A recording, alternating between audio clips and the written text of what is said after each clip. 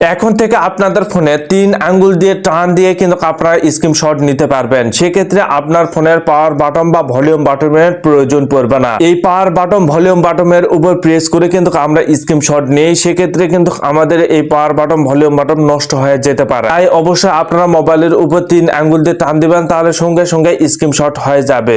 তো এই সেটিংসটি কিভাবে করবেন চলুন আমি দেখিয়ে দিচ্ছি। ভিডিওটি ভুলে যাওয়ার আগে অবশ্যই আপনারা সেভ করে রাখুন বা শেয়ার করে রাখুন, যে কোনো সময় আপনাদের প্রয়োজন পড়বে। এরকম টিপস ভিডিওগুলো পেতে আমাকে ফলো করতে পারেন। এই সিরিজটি করার জন্য আপনার ফোনের সেটিং অপশনে আসবেন। এখানে আসার পর আপনারা স্ক্রল ডাউন করে একদম নিচে এসে সিস্টেম নামে একটা অপশন রয়েছে, অপশনের উপর ক্লিক করবেন।